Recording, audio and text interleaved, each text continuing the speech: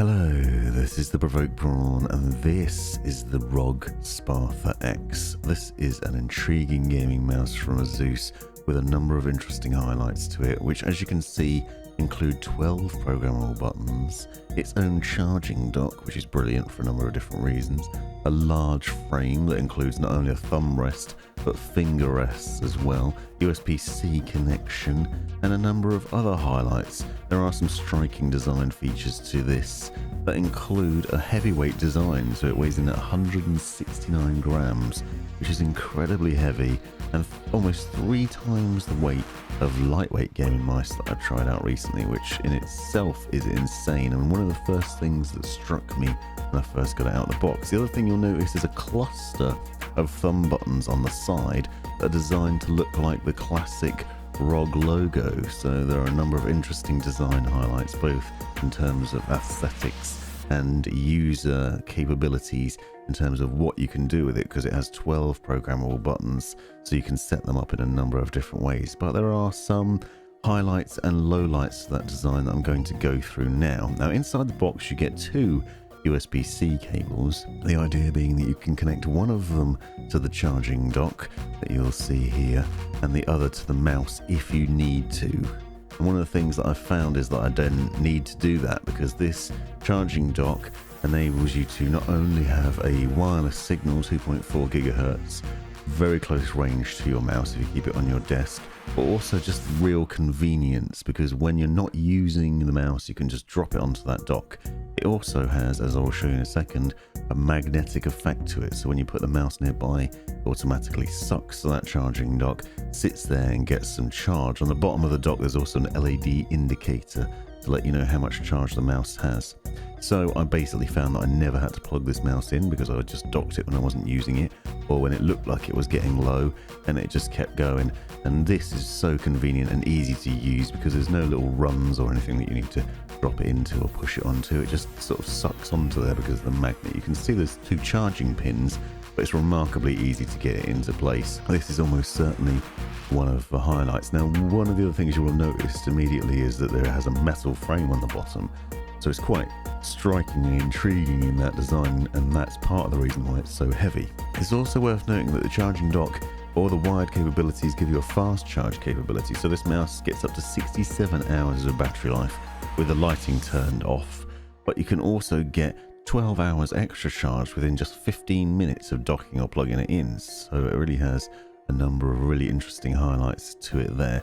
But the most striking thing obviously is that overall design aesthetic.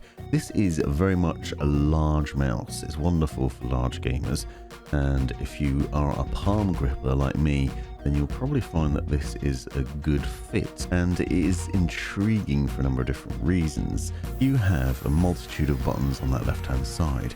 You'll notice that there are 2 next to the left button, but you also have this cluster of 6 buttons where your thumb sits. This is designed to be easy access and to allow you to be able to press those buttons with ease, but the thing that I found is that actually is quite difficult to understand where they are and be able to feel them with ease. I could feel the top 2 quite easily and the bottom front one, but the rest of them is quite difficult to discern between them because they're too closely clustered together.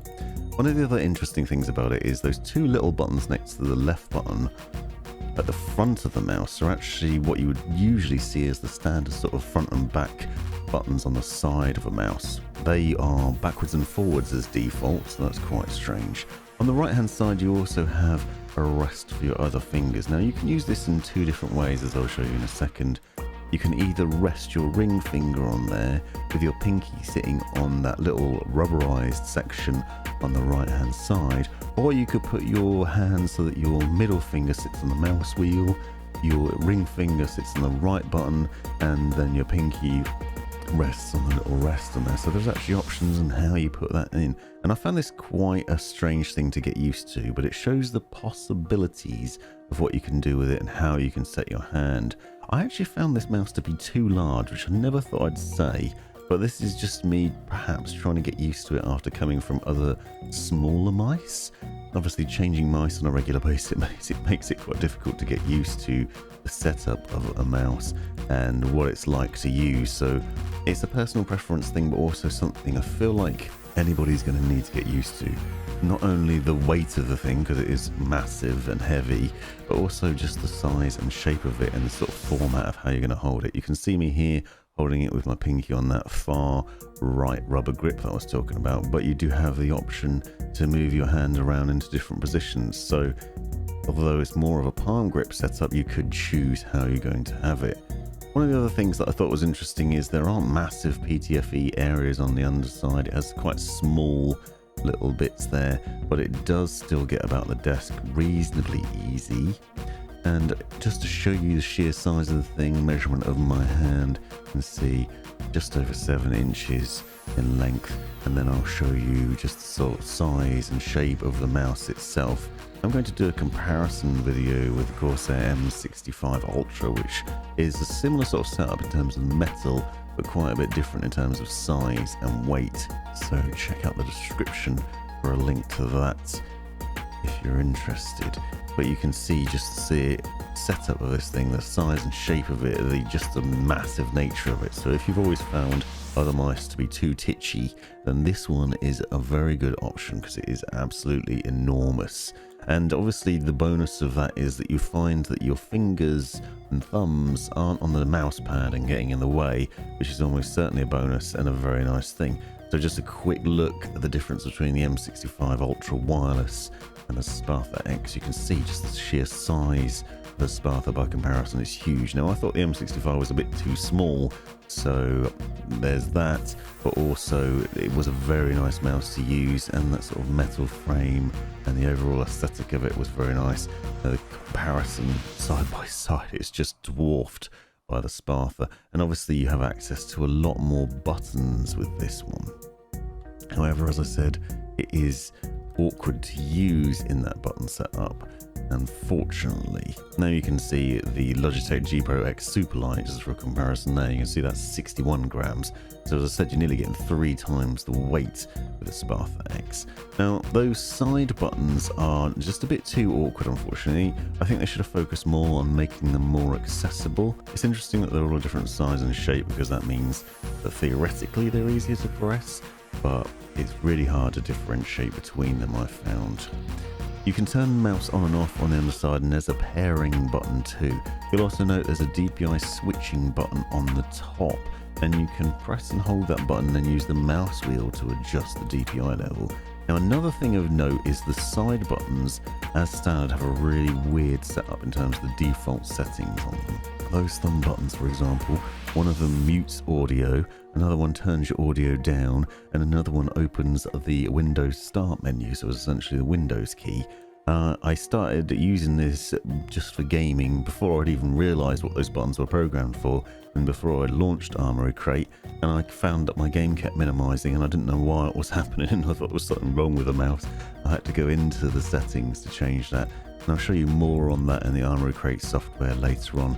But there was a freaky occurrence, and one that made me wonder what the hell they were thinking with that default setup. Why would you want the Windows button on a gaming mouse? For productivity reasons, that might be fine, but otherwise it's not. Now, one of the other highlights of the Spatha X is a thing that I've seen on the Gladius 3 and the Chakram Core, which is the inclusion of extra switches and the ability to switch out the switches yourself. This is obviously fantastic because it means the longevity of the mouse is there. You have the option to change the switches and basically to keep this mouse going for a long time, which is a good thing because this is not a cheap mouse, it's an expensive mouse. It'll set you back quite a bit of money. So to find in a year's time, for example, that the switches are suddenly double clicking and not working properly anymore, would be really annoying. Now you have the option to change them out quite easily. You can see, just remove the rubber bungs on the underside and then use the included tool to take out the screws. They all just pop out, and then you can just pop the top off, and you have access to not only the switches but also the battery. You'll notice they also include 2 extra switches in the box. These are ROG micro switches. They have a 3-pin setup, and they are guaranteed up to 70 million clicks, which isn't bad, and they're certainly a nice mouse switch to use in general, which is pretty accurate and responsive, and tactile feedback, they're pretty decent, and I haven't had a problem with them. But obviously over time they might wear out, so the fact that you can then change them really easily is great. There's no soldering involved, so you don't need a soldering iron. And as you'll see, when you take the top off, you can also access the battery, so if that starts to run low, you might be able to swap that out too. Obviously there's not an extra one included in the package, but the fact that you can access it is pretty neat. Now I also purchased separately some other switches.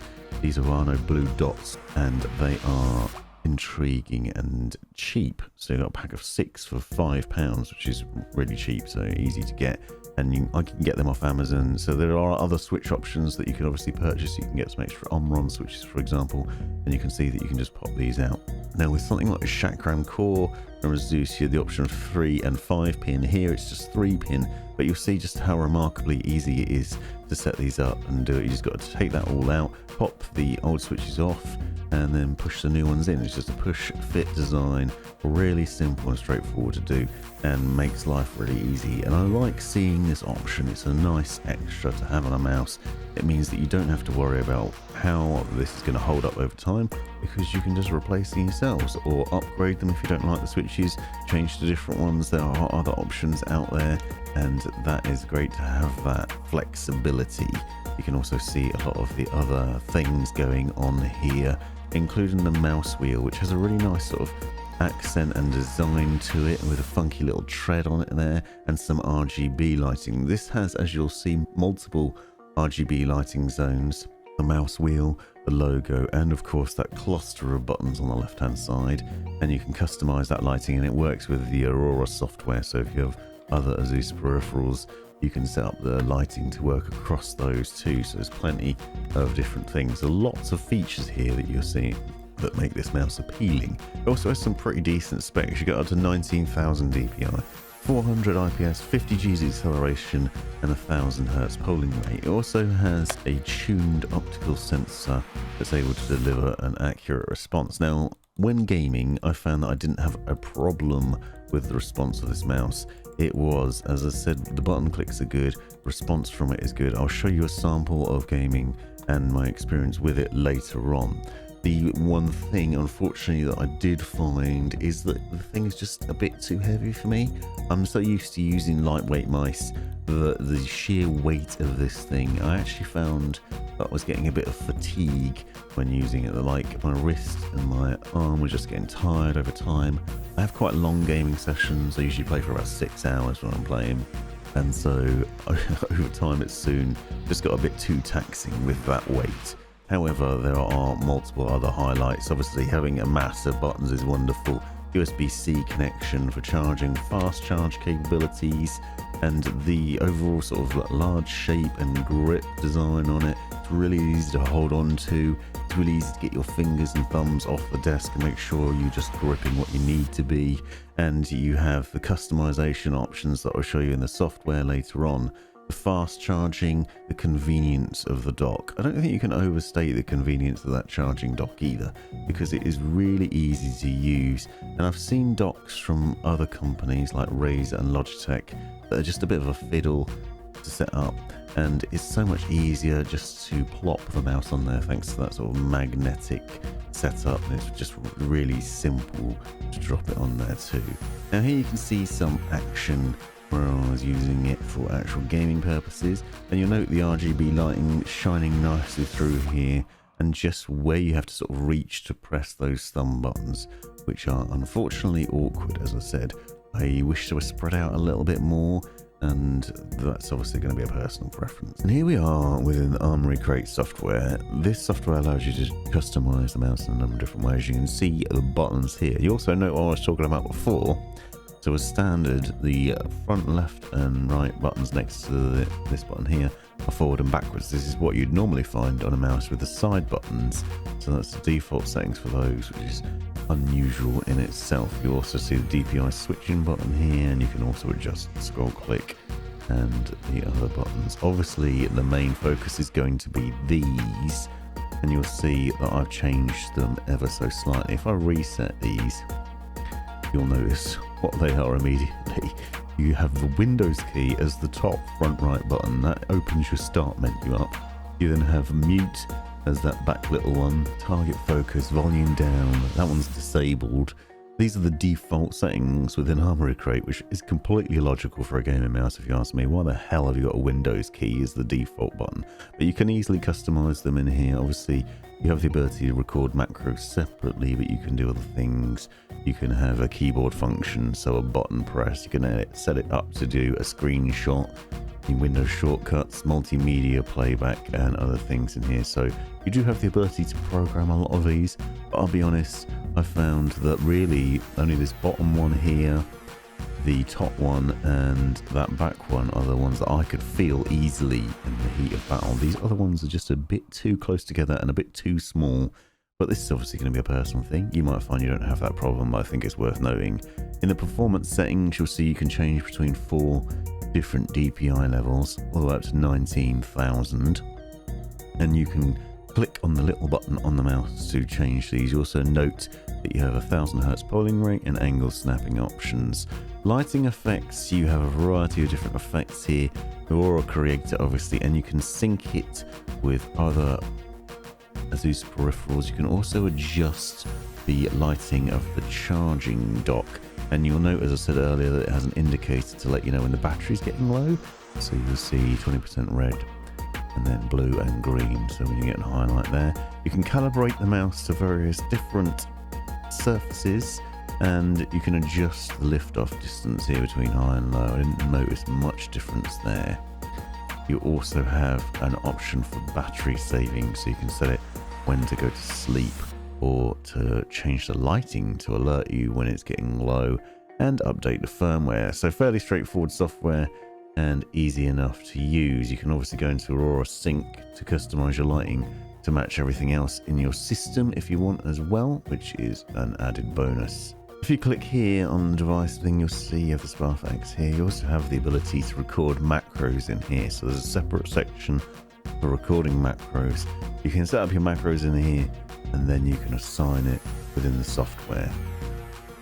I have noticed that this can be a bit finicky. Obviously, I'm using the mouse right now, but the software keeps telling me that it needs me to switch it on and put it into wireless mode, which is odd because that is what's happening. So a bit strange that it keeps doing that, but it has been a regular occurrence when trying to use it. So the software is a bit finicky, but you do need to go into that, and it's one of the first things that I'd recommend you do. Overall, an interesting mouse. If you don't mind the weight and you're looking for a larger gaming mouse, because you have a larger hand and you like a large style, then you'll find this is going to be a great option.